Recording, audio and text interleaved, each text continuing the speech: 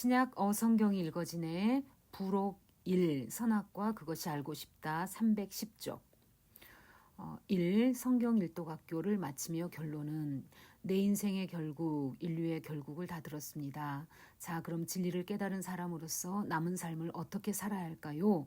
성경 일독학교, 성경방의 결론은 어떻게 내려야 할까요? 네, 선악과. 뜻밖의 대답인가요? 아니면 척 감이 오시나요? 왜 선악과를 성경 일독학교의 귀결이라고 할까요?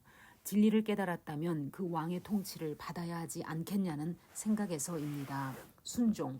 선악과의 진수는 그렇지만 진짜 왕은 나다 였었잖아요. 그가 왕이시라는 것을 증명해 온 책이 성경이라면 정말 나를 통치하시도록 해야죠. 하나님이 통치하시다. 통치받는 삶. 이것이 가장 큰 행복이기 때문입니다. 창조주 하나님의 왕권을 증명해 내느라 지금껏 공부했다면 그 다음은 그분께 통치를 하시라고 내 삶을 맡겨야 합니다.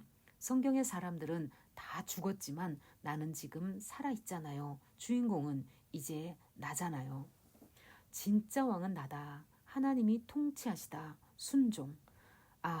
순종 이 단어 사실 얼마나 우리 삶에 부담이었었는지.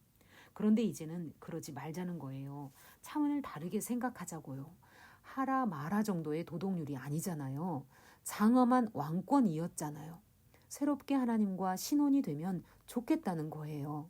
호세아의 아내를 또 데려오라고 하신 것처럼 파혼하고 싶을 때가 많았어도 다시 새롭게 신랑으로 찾아와 주시는 주님, 죽음 같은 고통을 뚫고 다시 재혼한 사람의 심정처럼 다시 신혼 같은 그런 삶을 살아야 되잖아요. 힘들어도 우리가 살았으니 하나님과 같이 살자고요. 그래서 선악과라는 주제로 에필로그를. 그렇습니다. 하나님을 거부한 인류에게는 하나님이 부담스럽고 귀찮은 존재였지만 필요하기는 한 존재였습니다.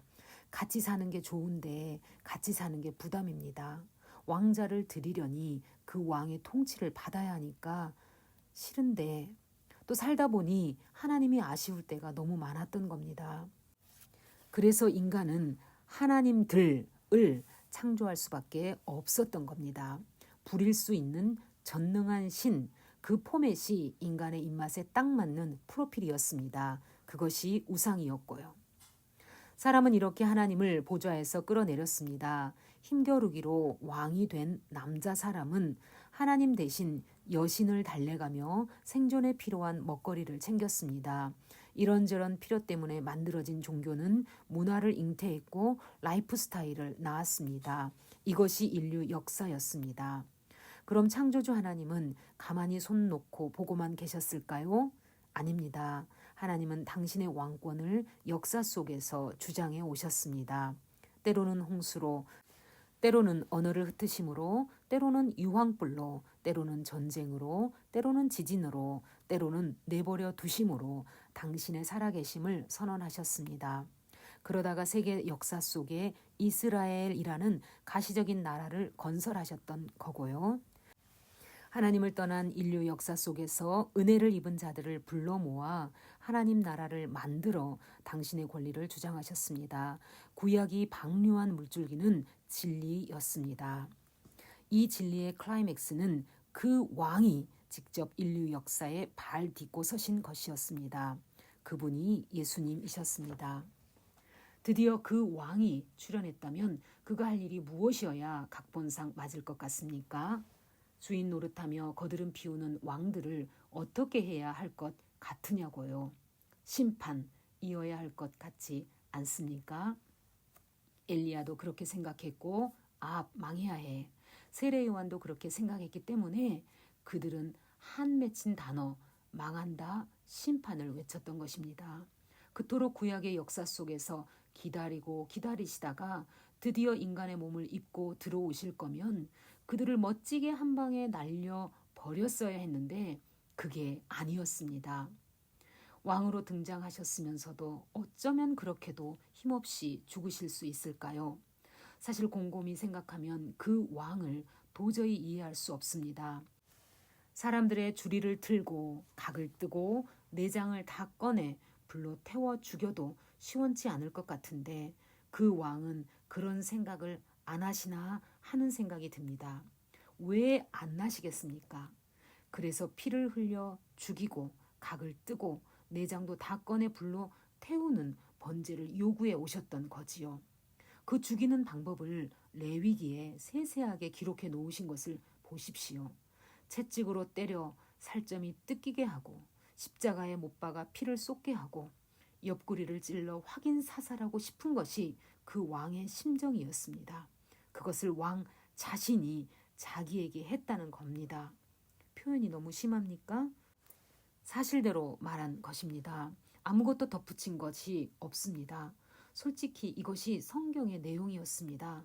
성경이 한눈에 보이시지 않습니까? 그래요. 이 사건을 성경은 사랑이라고 부릅니다. 실제로 이 현장에 있었던 제자들은 소리치지 않을 수 없었습니다. 평범한 범부로 살아가던 그들의 이 경험은 세계 역사를 뒤집어 터뜨리는 다이너마이트가 되었습니다. 사실 정상적인 정서를 가진 사람들이라면 이 하나님의 죽음 밑에서 악 하고 소리를 질러야 맞습니다. 한 마리의 짐승처럼 피투성이가 되어 영문 밖에 매달려 있는 왕의 죽음이 가슴에 부딪혀 와서 정신없이 목 놓아 울어야 정상일 것 같습니다. 그러면 이 외마디 비명소리는 벽에 던진 공처럼 다시 튑니다. 비명소리만큼 에너지가 되죠. 던진 공의 힘만큼 반작용 에너지가 생깁니다. 그래서 요한은, 야고보는, 베드로는, 사도 바울은 그들의 목숨이 끝나는 순간까지 왕의 사랑을 목 놓아 외쳤던 겁니다. 마태복음 사람이 쓴 것입니다. 요한복음 사람이 쓴 것입니다. 사도행전 사람이 쓴 것입니다. 그것을 쓸 수 있게 한 에너지원은 충격 파동이었던 겁니다. 이 사랑의 왕의 발에 입맞추고 항복한 백성들은 요한계시록의 새하늘과 새 땅에 들어가 영원히 그 나라의 백성으로 아들들로 살 것입니다. 그냥 하는 말이 아닙니다. 추상 개념이 아닙니다. 교리가 아닙니다. 이것이 실제 일어날 일이기 때문에 우리처럼 똑같이 육체를 입으셨다가 부활하신 것입니다. 그 왕이 보여주신 것처럼 우리도 영광스러운 몸을 입을 것입니다. 그 왕이 지금 존재하고 계신 방식처럼 우리도 그렇게 존재할 것입니다. 제발 이 부활과 천국을 교리로만 생각하지 마십시오. 이게 보여야 합니다. 그 영광스러운 결국을 봐야 합니다. 본 것이 있어야 기다리지요. 본 것이 있어야 그것이 영광인지 알지요. 그것을 본 사람은 고난이 와도 참을 텐데, 억울해도 참을 텐데, 일일이 다 해명하지 않아도 괜찮을 텐데. 왕의 죽음 아래서 숨죽이며 꺽꺽 울어본 사람은 이 영광이 보입니다. 마태복음 5장 4절. 왕도 죽었는데 하며 죽습니다. 로마서 8장 13절. 왕도 부활하셨는데 하며 죽음을 두려워하지 않습니다. 사도행전 20장 24절. 왕도 억울했는데 하며 펄펄 뛰지 않습니다. 고린도전서 4장 11절에서 13절. 왕도 고생했는데 하며 고생합니다. 고린도후서 11장 23절에서 27절. 순종이라는 말의 차원은 착하냐 안 착하냐 도덕률 정도 수준의 순종을 말하는 것이 아닙니다. 선악과는 이렇게 성경 전체에 흐르는 하나님의 통치권을 의미합니다. 사랑의 왕 앞에 우리는 그저 옷깃을 여미고 네, 사랑의 통치를 받는 것은 행복입니다 라는 태도여야 하지 않겠냐는 겁니다. 내 마음대로 살면 안 됩니다. 왕 마음대로 살아드리는 삶의 태도여야 합니다. 그것이 성경 일독학교의 결론입니다. 한마디로 이야기하면 왕에게 순종하는 삶입니다. 사랑하는 성경 일독학교 성경방 학생 여러분, 왕에게 순종하지 않는다면 아무리 성경 한 권을 다 깨달은들 무슨 유익이 있겠습니까? 정말 깨달았다면 왕의 통치를 받고 싶어 못 견뎌야 정상입니다. 순종하고 싶어 안달이 나야 정상입니다. 억지로 노려가는 아스피린 일회성 순종이 아닙니다. 근본적인 체질 개선을 하라는 순종입니다. 왕의 통치를 받지 않을 거라면 성경을 읽을 이유가 없습니다. 첫 왕싸움이 일어났던 현장, 선악과는 이토록 성경의 핵입니다. 왜 우리가 순종해야 하는지 선악과로 계시하신 하나님의 지혜를 차근차근 정돈해야 순종 체질이 될 것 같아서 부록으로 이 책 끝에 매달아 놓습니다. 좀 더 자세히 공부할 가치가 있는 제목이라서요. 선악과 신화가 아닙니다. 2. 왕의 통치를 받자는 얘기, 즉 선악과. 교회 다니는 사람들은 거의 모두 왜 하나님께서는 선악과를 만드셔서 인간을 죄에 빠지게 하셨는가? 인류의 죄의 원인은 하나님이 아닌가? 죄에 빠지게 해놓고 또 구원하신다고 하시니 이렇게 복잡하게 하실 이유가 뭔가? 아예 만들지 않았다면 우리가 죄도 짓지 않고 좋았을 텐데 라는 질문을 해봤을 겁니다. 또 어떤 분들은 예수께서 자기를 위해 돌아가신 것은 믿는데 선악과는 그만큼 현실 감각이 없게 느낄 거예요. 예수 사건은 역사적인 사건으로 믿으면서 선악과 사건은 신화라고 정리한 것이지요. 예수는 2000년 전이라는 역사 속에 분명히 살았던 인물로 믿으면서 아담이 선악과를 따먹은 사건은 만화 같다고 생각하는 중입니다. 생장점 포인트. 선악과 사건에 대한 분명한 자기화 작업, 현실화 작업, 역사화 작업 없이 예수를 믿는 것은 많은 부분을 스스로 속이고 있는 것입니다. 신화에 뿌리박고 있는 구원의 확신입니다. 만화에 접붙인 구원인 셈입니다. 흘러온 성경 역사의 클라이맥스가 예수 그리스도라면 선악과와 뿌리가 붙어 있어야 합니다. 오늘 은혜를 구합시다. 선악과에 투영되어야만 선명하게 드러나는 예수 복음을 이 시간 잘 깨닫게 해달라고 기도하는 심정으로 공부합시다. 반가로 1번. 선악과 명령 앞에 붙어있는 근본적인 명령. 축복한다, 사랑한다, 생육하고 번성해라. 본격적으로 선악과를 공부하기 전에 먼저 밝히고 싶은 것이 있습니다. 선악과는 사실 꼭 붙어 다니는 다른 짝이 있다는 것입니다. 동전의 앞면과 뒷면처럼 하나인데 다른 짝. 그런데 선악과 명령은 유명한데 이 다른 짝은 유명하지 않습니다. 사실은 이 유명하지 않은 다른 명령이 더 근본적인 명령인데도 말입니다. 이 근본적인 명령에 부수적으로 붙어 있는 것이 선악과 명령인 셈인데 말입니다. 오히려 근본적인 명령을 모르는 분들이 많습니다. 이 근본적인 명령 이야기부터 해야 선악과가 거기에 붙어 등장할 수 있습니다. 한마디로 근본적인 명령은 축복한다, 사랑, 은혜이고 선악과 명령은 하라 마라, 율법, 그러므로 어떻게 살 것인가입니다. 모세만 해도 시내산에서 수없이 많은 명령을 받았습니다. 출애굽기, 레위기, 민수기, 신명기 등을 읽어보면 그 자세한 세칙 조항은 수없이 많습니다.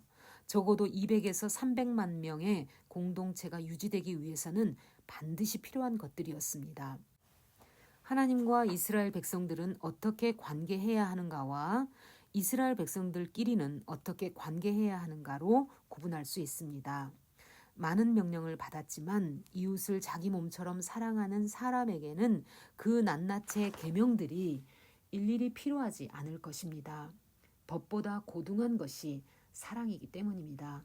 그래서 예수님은 신약에서 율법은 위로 하나님을 사랑하고 옆으로 이웃을 사랑하는 것이라고 요약하신 것입니다. 마찬가지입니다. 최초의 사람인 아담과 하와에게도 창조자 하나님께서 처음으로 말을 거셨습니다. 우리 생각에는 그것이 바로 선악과 명령, 하라 마라일 것이라고 쉽게 생각할 수도 있는데 그것이 바로 반쪽뿐인 생각이라는 말입니다. 그 이전에 근본적으로 갖고 계신 생각이 무엇이었을까요?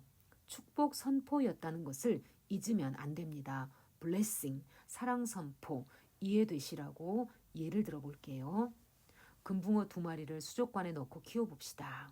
마치 금붕어 2마리를 키우기 위해 어항을 사고 뽀글뽀글 산소 공급기를 설치하고 자동 온도 조절 장치를 부착하고 형광등을 설치하고 자동 정화기를 설치하고 물을 붓고 여기까지 과학적인 환경.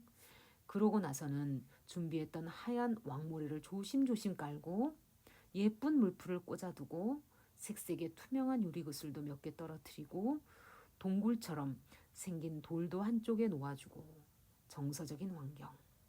그러고 나서야 주인공 금붕어가 담긴 빵빵한 비닐팩을 척 들어 올립니다. 멋모르고 헤엄치고 있는 금붕어를 수족관에 풀어 놓아주려고 비닐봉지 주둥이를 가위로 싹둑 자르려는 이 순간, 이 중요한 순간, 물고기에게 해주고 싶은 말이 있다면 뭘까요? 설마 죽여버릴 거야. 이것을 먹는 날에는 정령 죽으리라. 이것이 아니겠죠. 사랑한다. 축복한다. 새끼도 낳으면 좋은데 생육하고 번성하라. 이게 맞겠죠. 맞아요. 사랑입니다. 블레싱입니다. 행복하게 잘 살아야 돼. 마음대로 돌아다니며 살아. 여긴 네 세상이야. 죽지 말고 살아라. 새끼까지 낳으면 얼마나 좋을까. 하나님도 마찬가지셨다는 겁니다. 첫째 날, 둘째 날 지나면서 우주 만물을 창조하실 때 방향은 사람이었던 거예요. 금붕어처럼. 인간이 생존할 수 있는 환경 설정이 먼저 필요해서 산소, 태양과 지구와의 거리, 물, 식량 등 과학적인 환경, 꽃, 잔디, 산, 들판을 디자인하시되 컬러, 조화를 고려해서 정서적인 환경 만들어 놓으셨습니다. 지금까지 수고한 것이 바로 이 아담 때문이었습니다. 드디어 그 주인공이 탄생했습니다. 이 중요한 순간에 하나님이 아담에게 처음으로 하고 싶은 말씀이 있다면 무엇일까요? 설마 죽여버릴 거야. 이것을 먹는 날에는 정령 죽으리라. 이것은 아니겠죠? 사랑한다. 축복한다. 아이도 낳으면 좋은데 생육하고 번성하라. 그렇습니다. 똑같습니다. 행복해라. 여기 있는 만물들은 바로 너를 위해 지금까지 내가 준비한 것이다. 대단하지? 뭐든지 해봐. 내가 별걸 다 숨겨놓았지. 잘 찾아봐. 신기한 것들이 많을 거야. 잘 살아봐. 생육하고 번성해라. 내가 만든 이 세상을 정복하고 개척해 나가봐라.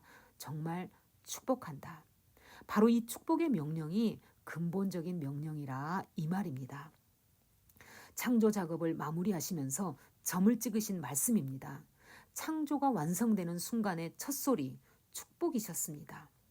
마치 우리가 아기를 낳고 나서 처음에 그 아기에게 하고 싶은 말이 축복한다, 사랑한다인 것과 같습니다. 그런데 바로 이 찰나에 그 축복의 말씀에 덧붙이실 말씀이 있었던 겁니다. 참, 너는 내가 만들었어? 살면서 나를 잊지 마. 아가야, 내가 엄마란다. 얼마나 경이로운 표정을 지으며 아기에게 자기를 소개하겠냐고요, 엄마가. 이 말입니다. 내가 너를 만들었어. 내가 부모란다. 이것이 선악과입니다. 선악과를 볼 때마다 내가 있다는 것을 알 수 있을 거야. 잘 됐지? 이것이 이상합니까? 어떻게 하면 내가 너를 만든 주인이라는 사실을 잊지 않게 할 수 있을까? 옳지. 저기 저 나무 보이지? 저기 동산 가운데 주렁주렁 열매 있는 나무. 저 나무의 열매는 먹지 말고 그대로 놔둬라. 네가 저 열매를 먹지 않고 그대로 놔두면 내가 그것으로 알아차리겠다. 네가 나를 주인이라고 인정하고 있는 중이라고. 자, 어때? 좋은 방법인 것 같지 않니? 행복하게 살면서 언제나 그것이 기억나야 하니까 저기 가운데 잘 보이는데 있는 나무를 보며 늘 기억하렴. 그래, 그것 참 좋은 방법이다. 참 좋은 안전장치다. 하하. 이런 식입니다. 이것이 선악과의 의미입니다. 성경 본문을 보실까요? 그 얘기예요. 선악과라는 명제는 그렇게 사변적이고 철학적인 것이 아닙니다.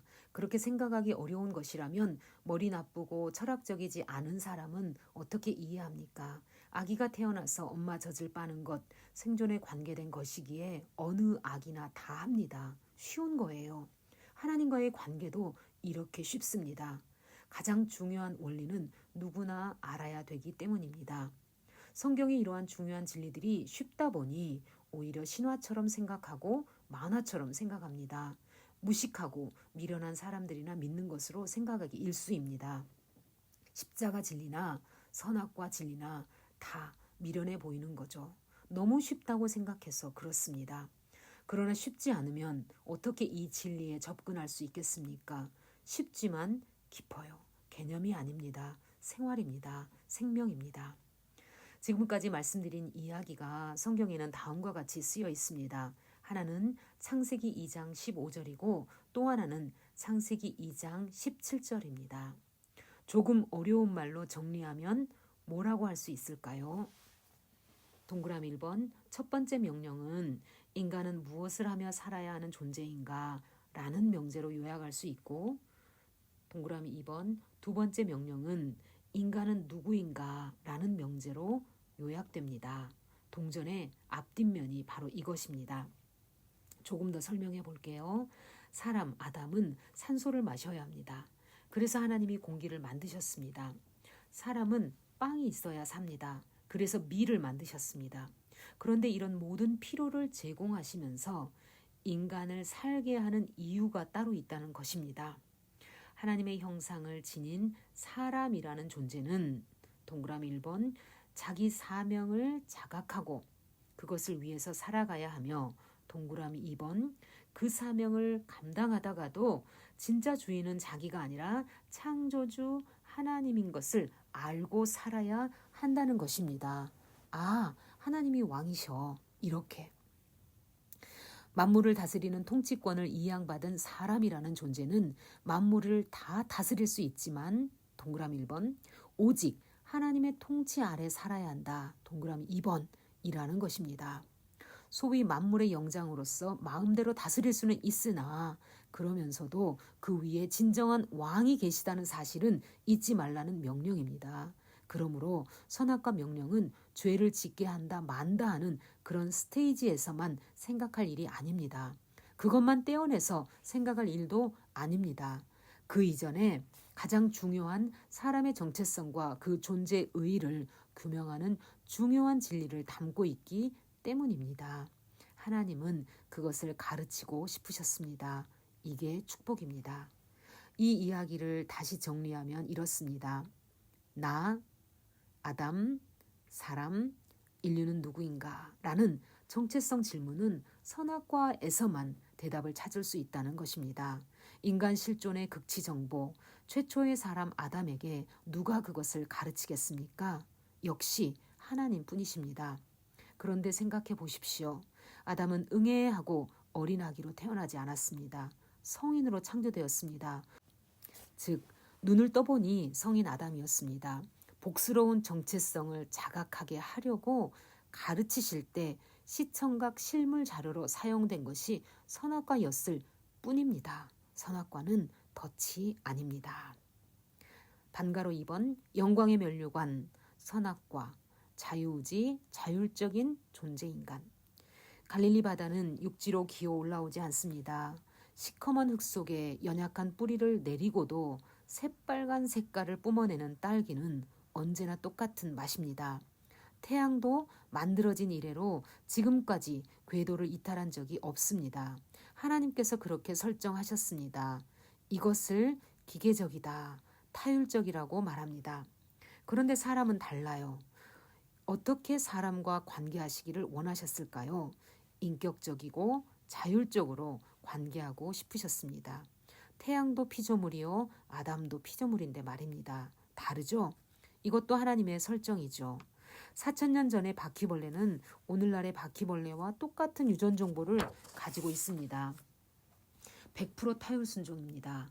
지구는 1년 동안 365번 자전합니다. 100% 타율 순종입니다. 왜 그렇습니까? 그렇게 창조하셔서 그렇습니다. 그렇게 프로그래밍 하셨기 때문입니다. 그것이 하나님이 다른 피조물을 상대하시는 방법이라는 말입니다. 사람도 물질이라는 차원에서는 다른 동물과 별로 다를 바 없이 창조하셨습니다. 피부도 있고 눈도 있고 손가락도 있고 위도 있고 뼈도 있습니다. 그 물질 자체만으로 본다면 하나님이 프로그램을 장치해 놓은 그대로 100% 타율 순종입니다. 그래서 눈썹은 반드시 두 눈 위에 놓입니다. 코에는 반드시 두 구멍이 있습니다. 하나님이 만들어 놓으신 지구가 밤이다 하면 그 지구 운동에 맞춰서 내 몸에도 잠이 옵니다. 지구가 꼭 잠잘 만큼만 깜깜했다가 아침이다 하고 소리치면 신기하게도 내 몸이 거기에 맞춰 일어납니다. 100% 타율 순종입니다. 그런데 사람은 그것 말고도 또 한 가지 받은 것이 있습니다. 하나님의 형상입니다. 하나님의 형상 안에 자율이라는 특징도 있습니다. 이 신기한 선물을 다른 피조물에 비해서 더 받은 거죠. 차별 우대하신 것이죠. 그런데 이 자율이라는 선물은 선악과라는 대상물을 통해 처음으로 기능을 한 겁니다. 처음으로 선물인 자유가 해야 했던 일은 하나님은 진짜 왕이십니다. 나의 창조주이심을 인정합니다. 였다는 말입니다. 최초의 의사표시를 하나님의 왕권에 던짐으로 자유 기능은 출발되는 겁니다.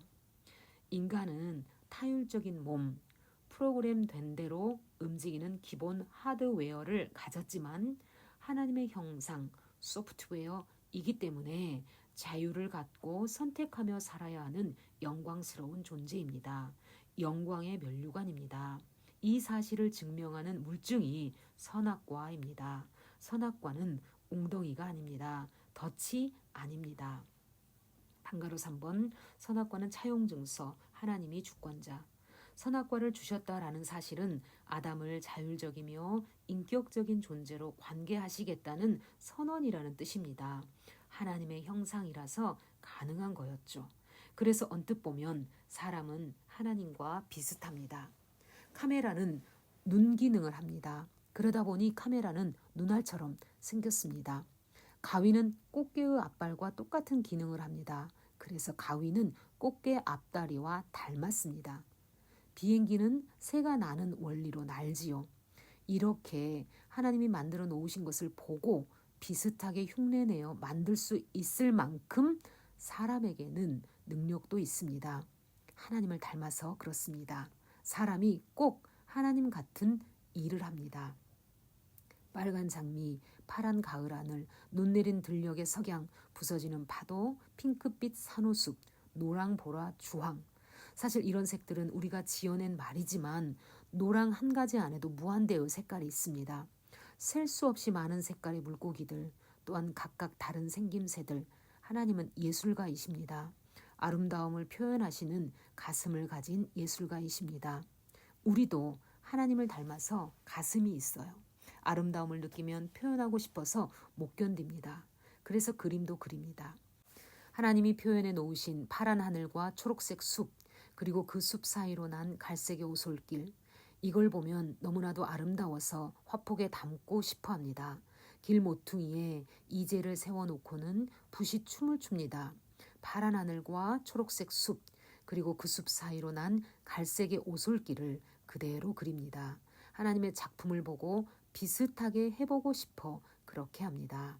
하나님이 아름답게 표현해 놓으신 걸 보고 그대로 해보고 싶은 겁니다. 닮아서 그렇습니다. 감흥이 있어요. 정이 있어요. 때론 흙을 주물럭거려 만들기도 하고 음악으로, 춤으로도 분출합니다. 하나님을 닮아서 그렇습니다. 흰 눈으로 덮인 들녘에 붉게 노을 지는 석양을 보고 그 아름다움을 흰색으로, 붉은색으로 이렇게 저렇게 표현해보고 싶은 사람도 있지만 미대생처럼 눈은 왜 하얀지, 여름에는 왜 비로 내리는지, 해가 넘어갈 때는 왜 그렇게 하늘이 빨개지는지, 그리고 어떤 날은 왜 하늘이 보라색이 되는지 궁금해서 못 견디는 사람, 공대생도 있습니다. 하나님을 닮아서 그렇습니다. 왜 번개가 치는지 궁금해서 못 견디는 사람은 그걸 결국 알아냅니다. 하나님이 만물에 숨겨놓은 비밀을 보물찾기 하듯 찾아내는 것입니다. 왜 지구의 축은 23.5도 기울어야 하는지, 그런 것이 궁금한 사람은 밥만 먹으면 그 생각이 나서 다른 걸 못합니다. 그러고는 그걸 알아내면 무릎을 탁 칩니다. 이렇게 알아내고 나면 거기서 밥이 나옵니다. 왜 오존층이 있는지, 세포 핵 속에 있는 DNA와 RNA는 어떤 관계인지, 지금도 수없이 많은 사람들이 눈만 뜨면 온 세상 우주 만물에 하나님의 작품을 앞에 놓고는 관찰하고 연구하고 개발합니다. 사명입니다. 직업입니다. 만일 하나님께서 우리에게 자유를 주시지 않았다면 우리는 이런 작업을 할 수 없을 겁니다. 만일 우리가 로봇처럼 타율적인 존재라면 만물을 다스리지 못했을 것입니다. 하나님과 인격적인 관계를 하도록 해주신 것도 영광인데 같은 피조물 처지에 다른 피조물을 통치할 수 있는 권리까지 주셨습니다. 이 위대한 창조물들을 다 줄 테니 그 원리들을 잘 찾아내어 이용도 하고 그것으로 다른 물건도 만들어내고 그렇게 해보라는 의도셨습니다. 그러기 위해 학교도 가고 직업도 가지고 그러면서 살라고 하신 겁니다. 그렇게 살아가면서도 선악과를 볼 때마다 진짜 주인은 자기가 아니라 하나님이라는 사실을 명심하라는 것이었습니다. 우리는 가끔 남에게 돈을 빌려줍니다. 빌려줄 때 우리는 차용증서를 만듭니다. 그 돈은 내 돈이라는 주장이죠. 현재 쓰기는 남이 쓰고 있지만 사실은 내 돈이라는 증거물입니다. 선악과는 바로 이 차용증서와 같은 증거물입니다. 진짜 주인은 따로 계신다는 것입니다. 선악과를 볼 때마다 아담은 그것을 기억해야 합니다. 즉 가장 바람직한 신인 관계로 인간은 하나님의 권위 아래에 있음을 선언하신 것입니다. 서열을 분명히 하고 출발하자는 하나님의 생각입니다. 여러분, 하나님의 이런 생각이 너무하신 것 같습니까? 죄 짓게 하려고 만들어 놓은 웅덩이처럼 느껴집니까? 선악과는 오히려 그걸 볼 때마다 자기의 신분을 깨닫게 하는 안전장치였습니다. 그것이라도 동산 중앙에 있었으니 망정이지 만일 그것이 없었다면 진짜 주인이 누구인지 규명할 증거가 없었을 겁니다. 하나님은 지혜로운 분이십니다. 선악과는 첫사람 아담의 교과서였습니다. 선악과는 올무가 아닙니다.